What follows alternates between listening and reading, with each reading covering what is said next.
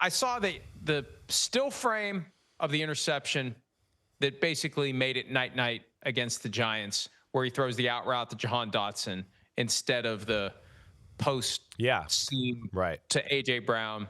And then I saw the video of it, and it's like, why? Like, we see the adjustment.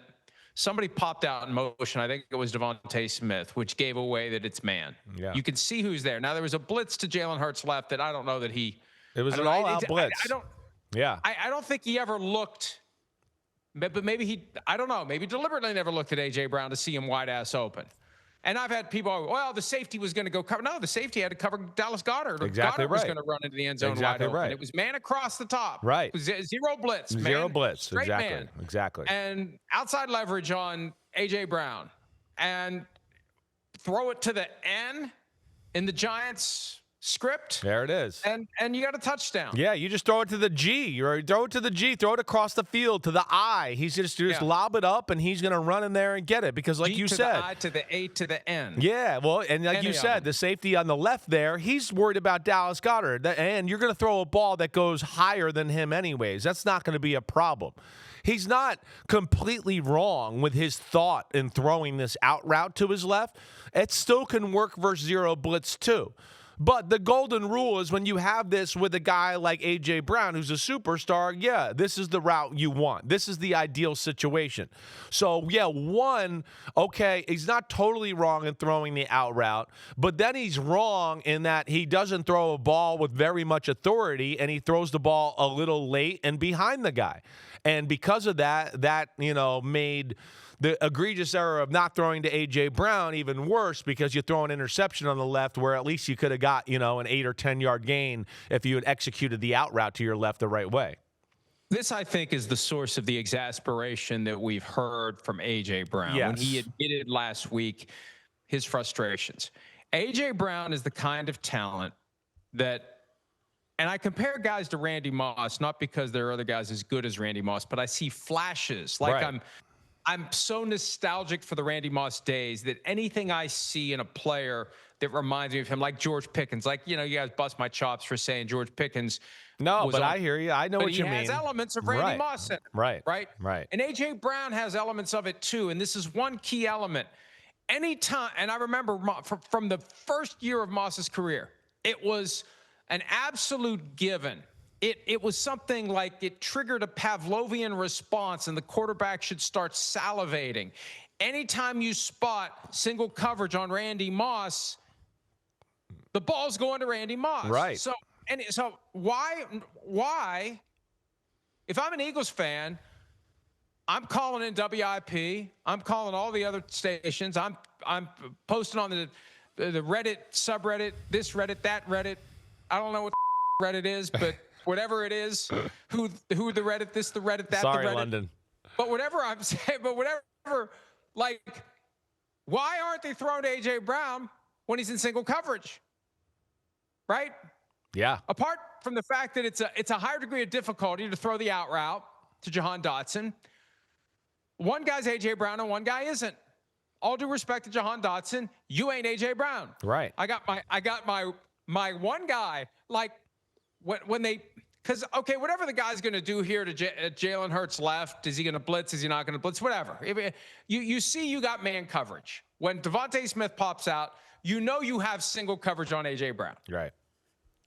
And even if you don't, even if the safety thinks he's going to get over, it's still A.J. frickin' Brown. We saw him catch a ball Thursday night with two guys on him, and he's the one that emerges with the ball. Right. So that's what's amazing to me. And I think that's why A.J. Brown's upset. Totally. Because he's as good at catch. Like, that's the Randy Moss thing. You throw it to Moss and there's one guy on him, Moss is coming up with the ball. Right. And that's the George Pickens element. Right. And that's the A.J. Brown element. Definitely. If there's one guy covering A.J. Brown, throw him the ball because he'll catch it. So why isn't Jalen Hurts looking at where 11 is? And like on that play, he's looking at Dotson the whole time. You got A.J. Brown here, and that's what speaks to this fundamental issue of what the hell is going on with these two guys. Exactly right. The quarterback is so pissed at A.J. Brown that he won't look at him when he knows he's in single coverage. I think it's fair to question that, and that's an aspect of it. I mean, we heard Brandon Graham say it last year. Everybody in football knows there's tension between A.J. Brown. Until I said, I never said that.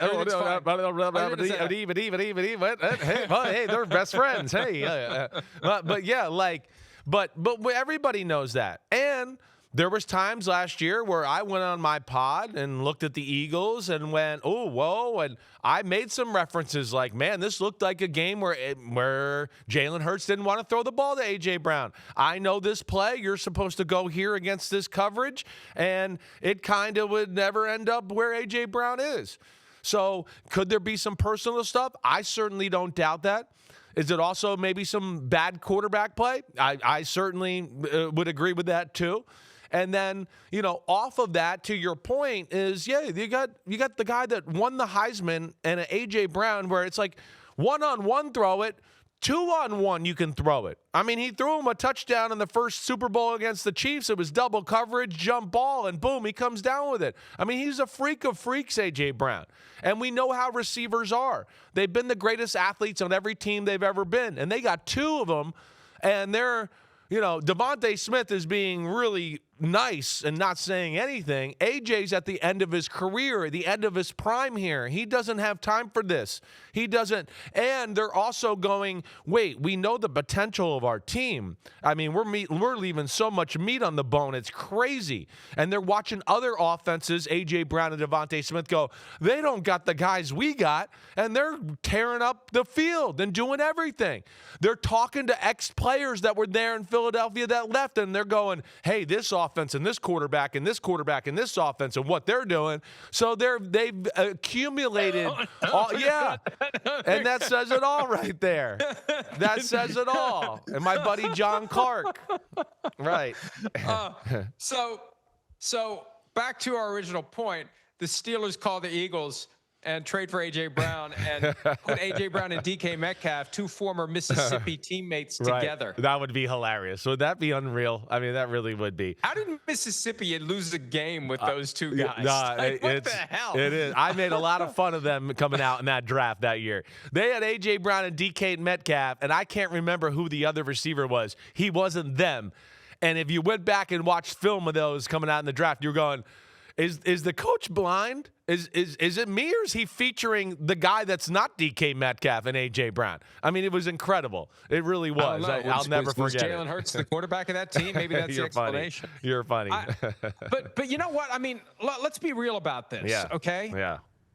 If there is some sort of an issue where you've basically got irreconcilable differences between A.J. Brown and Jalen Hurts. And look, we don't know because they won't acknowledge there's any problem. Yeah. They won't acknowledge there's anything. We're good. Right. How's your relationship? We're good. Right. But whatever this is, if it's something that can't be fixed, at a certain point, you got to throw your hands in the air and say, we're out. We got to trade one of these guys. This town isn't big enough for both of these guys. We got to move one of them. We got to move one of them. That's why I said what I said. Get shades of Baker Mayfield and OBJ in Cleveland. Remember when they all got there, they showed up for the first day of offseason workouts, and it was Jarvis Landry and OBJ and Baker Mayfield, and everything was great until Baker realized OBJ doesn't show up. OBJ isn't as committed as he needs to be. I think that was Baker's assessment, and it all kind of fell apart. And there was a disconnect there because the receiver wasn't doing what the quarterback thought he needed to do. So what happened? They recognized it, and they ripped him apart. Now, they eventually screwed up what they had with Baker, but that's a different story of Brown's dysfunction. But at least they recognized this town isn't big enough for Baker Mayfield and Odell Beckham Jr., and maybe that's what the Eagles need to realize. And maybe they need to send him to Pittsburgh. And wouldn't that be something? Yeah. Listen, I think A.J. Brown being traded is a real possibility. I have no intention. We have no intention. I have no inside info, and I'm getting in the docs here that Elijah Moore was a freshman on that team too, so maybe it was him they were featuring. But either way, as we know, he's not DK Metcalf or A.J. Brown. But either way, off of that and back to the A.J. Brown thing, yes, I will not be shocked they traded him. One, there's two reasons if they do trade him, and I have no inside info here, but I know the league. You can read between the tea leaves sometimes a little bit. One, the Eagles could go, wait, we started 4-0 and we couldn't throw the ball anyways. We can win games without A.J. Brown. I mean, we actually don't use him anyways. So Do we need him and all the stuff that comes along with this? And does he really want to be here? I think, that's the first element. And then also what we know with Philadelphia is they're usually a step ahead of the game. And, yeah, he'd be an asset right now to you go, well, if they want to continue their run and be this damn all-star team, here would be a good way to accumulate a few more picks for next year's draft and the year after to go along with it. So I don't think it's a crazy thought, especially if we continue to see what we're seeing over the next week to 2 or 3 weeks. If it continues down this path and it's every week is oh, man, AJ didn't get the ball and what's wrong now and the offense and all that, I just would not be shocked if Philadelphia, we wake up one morning and we go, oh my gosh, they did it. They traded A.J. Brown. I mean, look, he posted that tweet after the what was it? After the loss to the Broncos. Yep. And it hit the fan, and they had to wait a minute. No, he posted the tweet after the win over the Bucs. Yeah, you're right. They lost to the Broncos, right. And then they had the short week. So it's not like it's gotten any better since he's the one that broke ranks and created this mess. And you got 3 games left before I'm checking to make sure they're bye. Oh, no, wait. They have 2 games left before their bye. They've got the Vikings and then the G-Men again. And then they're off week 9, which gives them a little extra runway, a little less of a distraction to make a final decision because the trade deadline is the Tuesday after week 9. So once they lose to the Vikings and the Giants and fall to 4-4, I'm kidding, but who knows? Who the hell knows this year? Maybe they will. Then they have that bye week. They got 9 days, 9 times they can sit down and figure out what they're going to do with A.J. Brown. And they can shop him to the contenders, and they can get the best possible deal, and they can move on from A.J. Brown if that's what they want to do. And then Mike Vrabel, just when he hears that A.J. Brown's traded, it'll just be a reaction where he does the neck thing, even though it has nothing to do. Wouldn't that be the ultimate? If Mike Vrabel and the Patriots trade for A.J. Brown, it would be. Would he do the neck thing in reverse? Would it be the other side? Like, what would he do? He'd go crazy. He'd be like, damn, my neck is loose. This is awesome. But, wouldn't they be in play? No, they could. They're a team that could use one more weapon. But they might be a team going, wait, we kind of like what we got. We don't want to upset the apple cart. We're all in the right direction right now.